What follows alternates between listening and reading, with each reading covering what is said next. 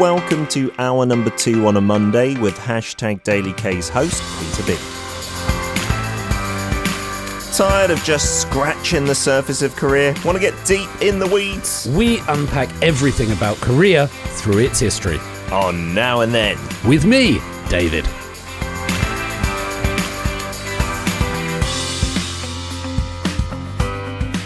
It's a Monday morning. You know how we start the week now. You've gotten used to it. It's been a couple of months. Now and then, David Tizard in the studio to look at maybe some social issues, a bit of Korean history as well. And I'm loving your... What do we call that? I'm so confused having lived here for a long time because I think in Korean it might be a men-to-men. And I have no idea what Sounds that means like in a pop English. Group, doesn't it? It does indeed. Would we just say a sweater in the UK? I'd call it a jumper. A jumper, exactly. In Korea, jumper's a jacket sometimes, isn't it? Yeah, and then in America, I think jumper has a connotation more of something woolly as well, if I'm not mistaken. A pullover. Yes. A jumper. I call it, the best bit is the back, though. The listeners are missing the back. It is, because I was squinting. Could you turn around while I'm talking, David? I was squinting. Yes, I think so. There we go. It says groove rhyme, both on the front and back, but because of me getting old, I was squinting at David's breasts. Not breasts, pecs, obviously. Big pectoral muscles. And I couldn't read it. And then you said, wait, check out this. And that helped me out no end. Thank you very much. Yeah, just... It's nice to be ridiculous sometimes, isn't it? Especially on a Monday. Why not? Absolutely. And then you can do the whole week like that. Today's bigger picture topic, I think... Maybe we're here because of reactions being too reactionary, and hopefully we'll come up with a good response as humanity to tackle the bigger picture, perhaps. Hopefully.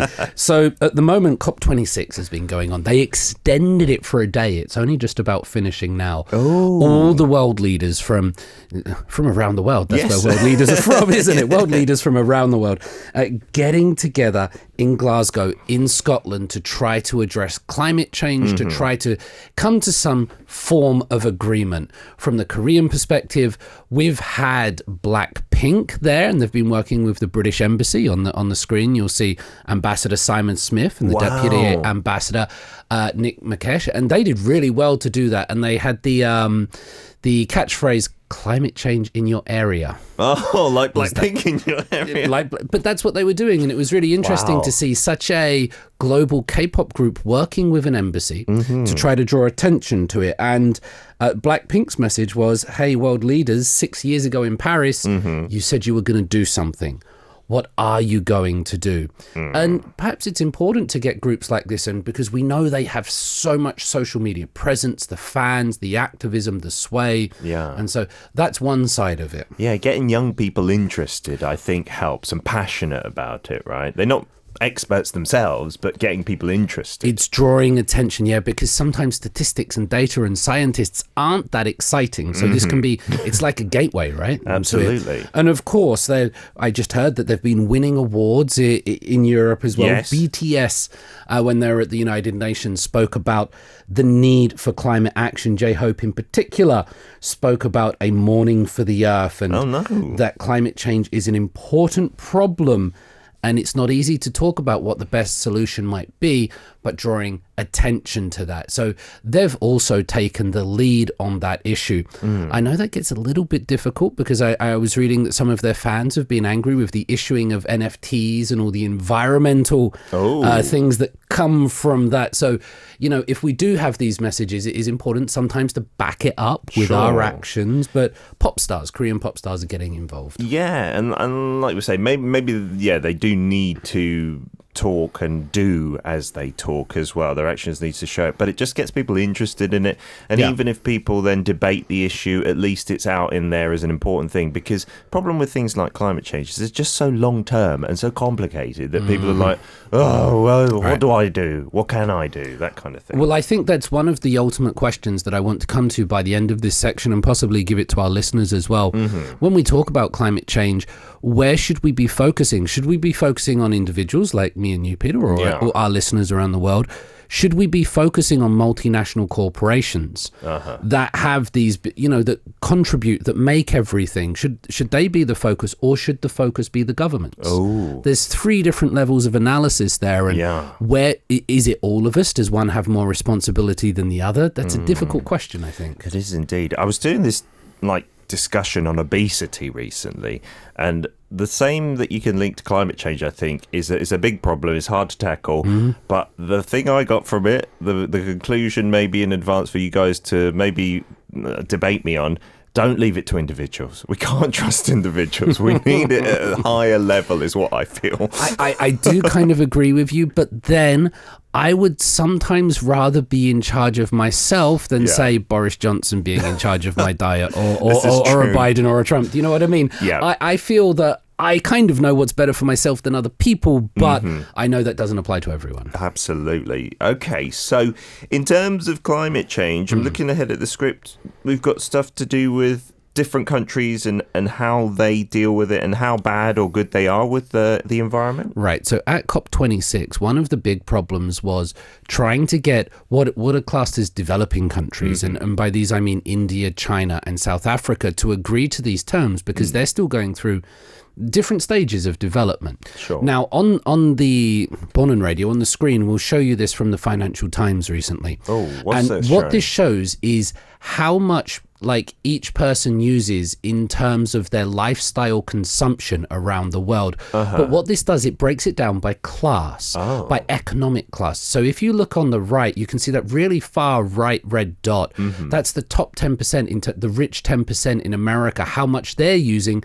compared to the blue dot is the bottom 50%. Oh my goodness, the difference is huge. The difference is huge. And you go down, you can see all the various countries, and you can also see that the bottom 50% in the United States uses more than the top 10% in other countries. Yeah, and so generally the trend is the richer you are, the more you're consuming and using CO2 per capita it is. This is a really important point because sometimes, and it's a little bit uncomfortable, but sometimes we get caught up on culture conversations about gender or ethnicity or about which K-pop group we like, but class considerations don't really get mentioned that much. And so just to draw your attention to that, it's when governments and corporations, they bring in these policies about new energy and new fuel, it's difficult because it sometimes negatively affects the lower class people because they can't afford it. They need the coal, they need the heating. Of course. They can't afford the new ones, and moreover, they're not always the ones contributing to it the most. Yeah, I was listening to the news this morning and they were talking about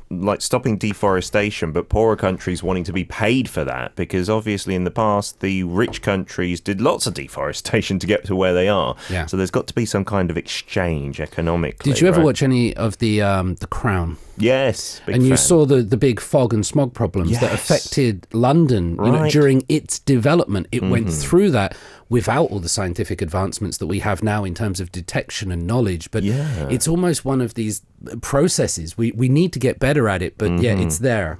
We've got a brilliant picture coming up next here with Moon Jae-in, Boris Johnson as well on Arirang News. Is this from COP26 then? Yeah. That's where it is. I found that one especially for you. Please have the Arirang News on the corner. But President Moon has been there for South Korea in Glasgow, and he's been trying to say what South Korea is willing to do. I won't go through all of them, but he made a lot of pledges. Greenhouse gas emissions are going to come down 40% in the next 9 years. Wow. And be carbon neutral in the next 29 years. So there's a lot there. He's going to reduce global methane. He's going to focus on reforestation on the Korean Peninsula and completely phase out coal power by 2050. Well, that's great because we still, I think, get about a third of our power, if I'm not mistaken, from coal. It is, yeah. And we recently maybe made a new one or were in the plans. And apparently Boris Johnson was looking at maybe approving a coal plant somewhere or coal mining, at least, in the UK, I heard, which was a bit backwards. So we need to really try to step away from that. But as we said, it's complicated because the poorer countries can't afford anything but coal, right? It's not as simple as let's just stop doing it right now. Loreto from the Philippines saying just act as if it's your last, right? Your last chance. Because, we've heard this at climate change places before, right? This is the last chance to act before it all goes wrong. I think people get a bit desensitized to that as well. I think that happens with politics as well. This election is the most important election. It's always like that in today's society. Tropic Girl, hello to you. She says, it's good when superstars use their popularity to highlight important issues, but we all have a responsibility, as well as the fact that developed countries are letting the world down because they need to be more accountable for their actions. Oh, yes. Yeah. It's a controversial issue, but I think I agree in some extent that they have benefited without all those regulations in developing themselves, right? Yep. Sophie's saying K-pop, seems to be doing its part in contributing to the issue, at least highlighting it, and we have to limit our daily usage of things because populations are expanding by the second. Agreed. Silver Granny and her grumpy gnome, again, the best name I've heard, listening to the question that I asked, because individually we can make conscious choices in our products, but corporations can make the decision to no longer manufacture those products, and governments can step up their game in changing infrastructure. So it's a three-way approach. Yeah, very well said. I think that's a very balanced, accurate answer, right? But just when it comes to individuals, I feel like too many people, including myself, you're just like, oh, let's buy one, get one free, even though it's a couple of plastic bottles, I'll buy that. Yeah. But if that choice is taken away, then I know it's maybe impinging on our freedoms, but I don't want those freedoms, I think. Nick saying, oh, what about the islands that China has created in the South China Sea? Not very environmentally responsible. It's another topic as well, isn't it? And Cherry Russell is saying the same, that some countries like China and Russell, it's Cherry Russell, that's yes. Why it happened, not Cherry Russia. Cherry says that China and Russia need to do more on their part as well. There's always that thing as well, and this is not just to those two people that sent in comments, but it's much easier to talk about other countries' misdemeanors and problems, so whether it's the United States or China and Russia, it's much harder to look at home, isn't it? All right. Well, we're going to look at Shall home. we do that? Yes, yeah. Let's do the difficult. That was my segue. I like it. Okay, so tell us about Korea. So the first environmental plan in South Korea came in 1963. It was part of Park Chung-hee's first 5-year economic plan. Okay. And this was during South Korea's big push towards industrialization, towards urbanization. South Korea was kind of destroyed by the Korean War, and it suffered. It was a lot of poverty. It was still a very agricultural society. Lots of farms, lots of people living in the countryside. So in the early 60s, here came the plan. Okay. Let's industrialize. They had this, it was called the Pollution Prevention Act, but there wasn't really much emphasis on it. The focus was on the economy. On industrializing. Yeah. We'll show you a picture now of some factories down in Ulsan. This is not from 1963, but Ulsan in South Korea is sort of the industrial hotbed. That's where all the ships, the steel, all that were making. Wow. And a quote about Ulsan from that time in the 60s said, "The dark smoke arising from factories are symbols of our nation's growth and prosperity." Yeah, you could still look at it in that way, right? It shows that industry is booming. I've been down to Yeosu and they've got loads of chemical plants down there just away from the tourist coastline. And I was like, oh my goodness, this is so industrial. Right. But And that brings another issue, because then it's regional, that where do we put these things, and the people that inhabit those areas, they face more of the effects than the people living further away in the big cities. So where you forget about it, perhaps. Absolutely, out of sight, out of mind. So that's Ulsan, that takes place there. There were various other policies in South Korea that said, we're going to promote healthy living. In 1980, the constitution was amended that said all Korean people will have the right to a clean and healthy environment in which to live. That sounds like a basic human right, yes. It does, but still nothing was really happening until 1991. And there's this thing, Pete, that I'm not sure if you're aware of, that people don't really make changes until the disaster strikes. It's that shutting the barn door after the horse has already bolted. A terrible accident occurred in South Korea in 1991, and then people decided, that's pretty bad, we better change. We kind of learn from human nature that people aren't good at preventing before it happens, right? Sure, you might have those arguments that, this could happen, this big thing is almost certain to happen, and other arguers would just say, well, it's not certain, how do we know? So you've got to see the disaster, right? Yeah. In order to act. So what we're looking at here, we'll show you the Nakdong River. There are 4 main rivers in South Korea, the Nakdonggang. You see, that's the one on the right. It runs from sort of the middle down to the bottom right corner, down to that sort of Ulsan area. Yeah. Now, in 1991, South Korea has been focusing on this pali-pali, quick industrialization, often cutting corners and things like that. Sure. One morning, 1991, South Koreans turn on their taps and smelly stuff comes out. It's not water, directly into their houses. Directly into their houses. So there had been a leak overnight in a storage tank, and it was phenol that was coming out. Oh no! Phenol is a toxic compound. We use it in some like mouthwash and cleaning products, but it's toxic to humans. It went into 1.7 million people's houses. Thousands become violently ill, and it's the most sort of talked about pollution case. If I'm not mistaken, Something in English Class, the movie, is based on people at a company trying to like uncover this as well, right? Because people get ill in that. It's a very comedic look at it, but it also looks at the dark side of companies trying to cover that up, right? Yeah, I remember that movie now. You've just I'd forgotten about it. So it was a huge incident, and so many people were affected, and it affected their daily lives. It made them and their loved ones sick.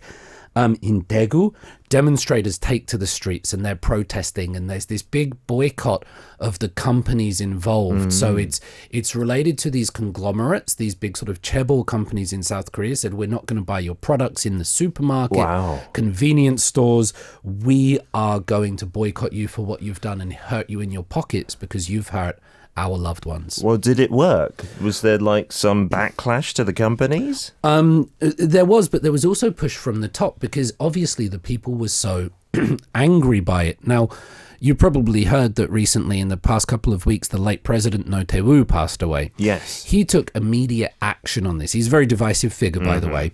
But on this incident, he took very divisive action, and he put those responsible in jail. Oh, good. Right? He put the people in jail, and they were put there. And there was now this change where South Koreans had to look at themselves rather than other people and said, we've paid the price for cutting corners in our development. You know, we looked at this development and we did it as quickly as we could. Sure. But for Korean businesses, protecting the environment was just another way to make profit. You know?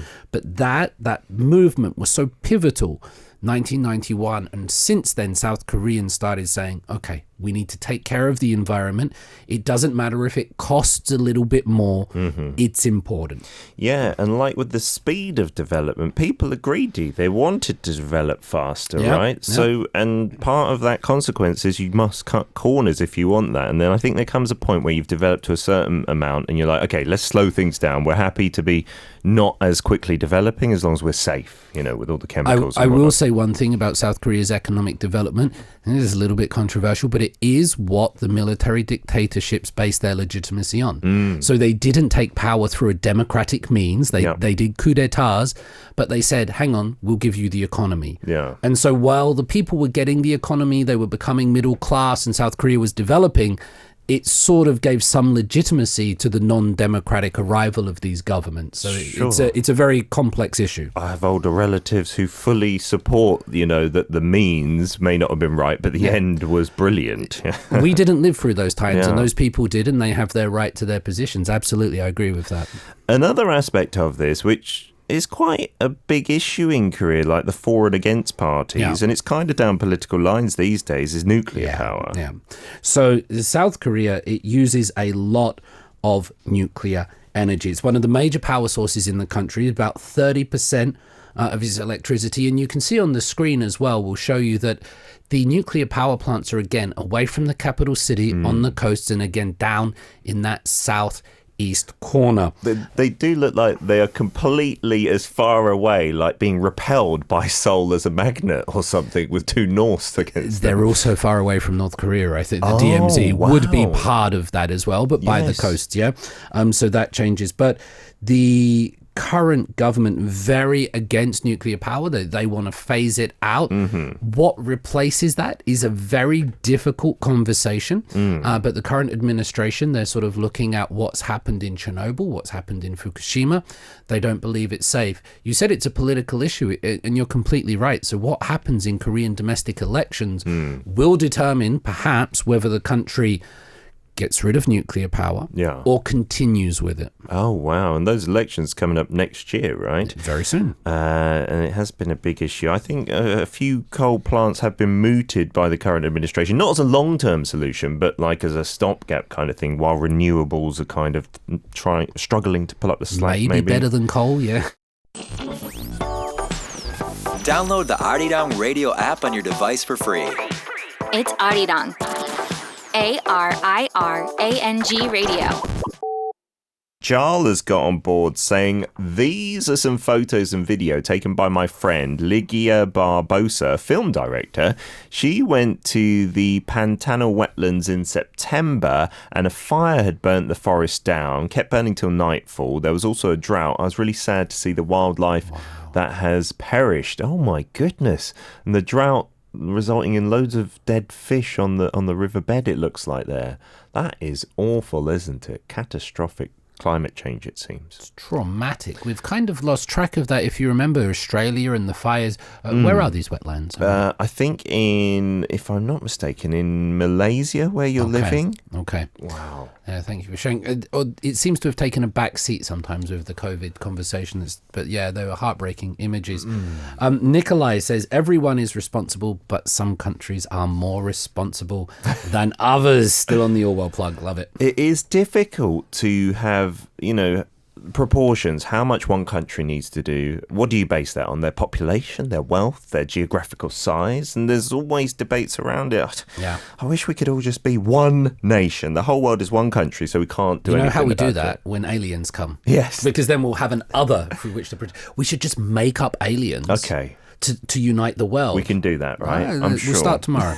Silver Granny says, a world fund should be set up with all countries contributing a percentage of their country's wealth so that poorer countries have a cache of funds to draw on to keep them and help them go green. Yes, I think that's a good idea. But again, there'll be conflict on how much you have to pay, etc., etc. Absolutely. Sophie says we have to be more aware of doing our part in this world, and we need discipline. Yeah, and Tropical K saying we need to clean up our own backyards. If everyone took responsibility for themselves and their countries, we could do this. Yep, that goes for countries, but individuals as well. But the problem is, again, does everyone take part and to the same level of enthusiasm? Absolutely. This message here, and I'm suddenly not sure whether it's Sherry or Cherry. Yes, Cherry. Please do Sherry. Sherry, yeah. Sherry's a lovely drink, but maybe not this time of the morning.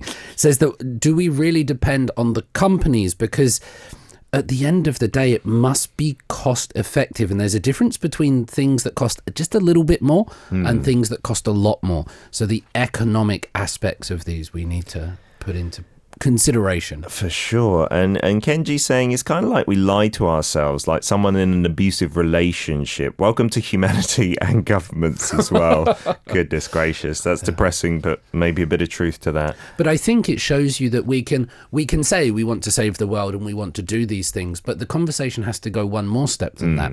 And can you advocate your national interests but global interests at the same time? Because they will probably work against each other. This is very So true. we're sometimes asking world leaders or people to put your national interest, your personal interests aside and focus on the world. It's a very difficult conversation. So I agree with the positive messages, but there needs to be more steps in that conversation, I think. Yeah, because I guess it would result in you not getting re-elected potentially, and then the whole process stops, right? No one's going to vote for you. Yeah. That's the problem with democracy. If you say, I'm going to give the people, if you say to the people of your nation, I'm going to tax you more, and it's going to be hard for 10 years, and we're going to change. Oh, I want to vote for him.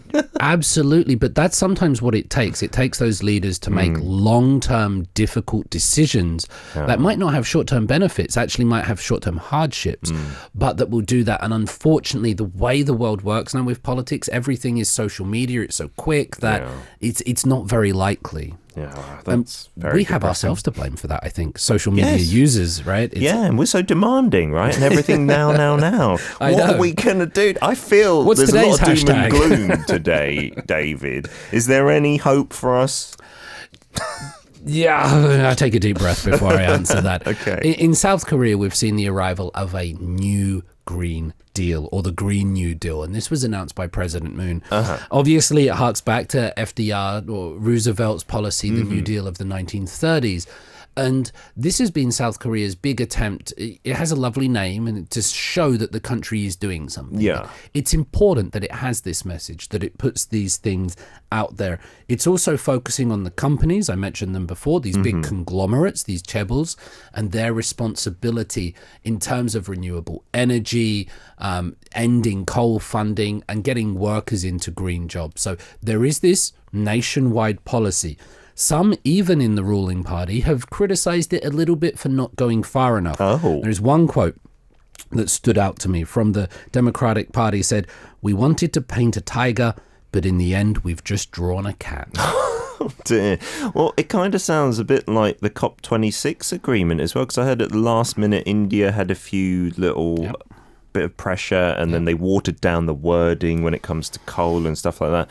And I think that's the way you get most people on board when the language is less severe, but it also means slower progress at the same time, right? Yeah. It's such a hard balancing act.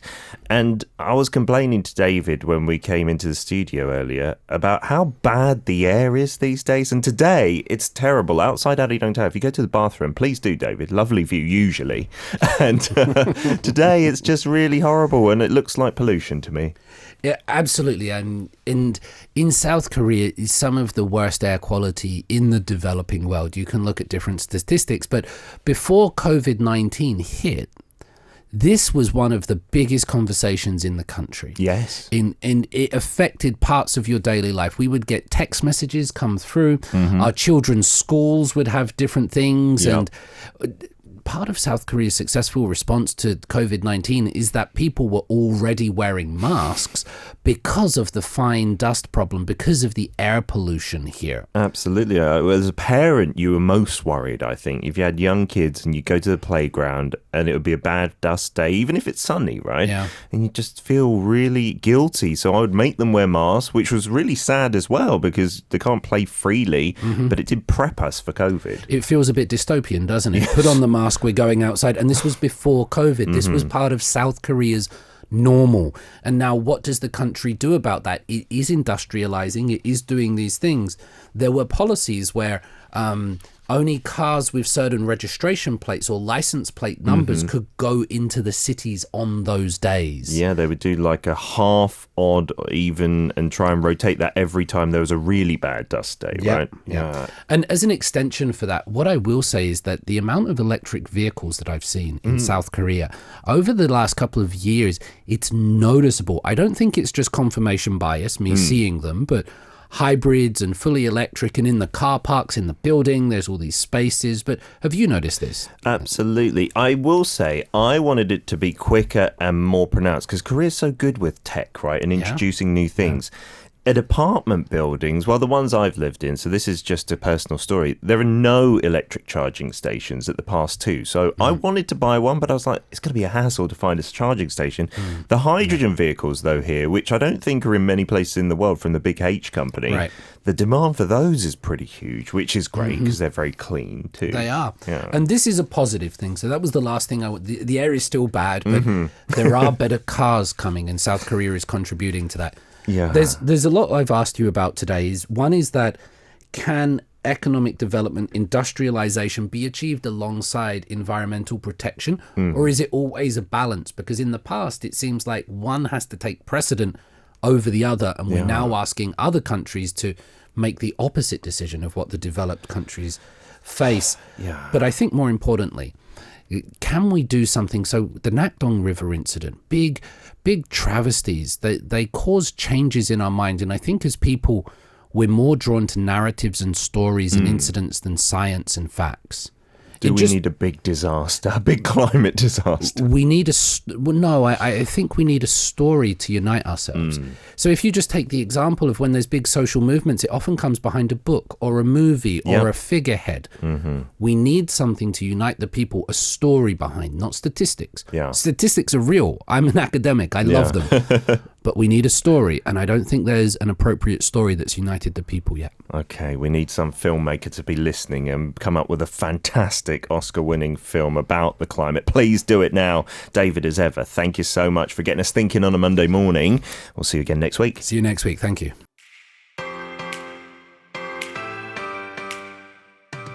You can listen to Monday's segment Now and Then with David Tizard every Monday from 10 a.m. KST on #DailyK.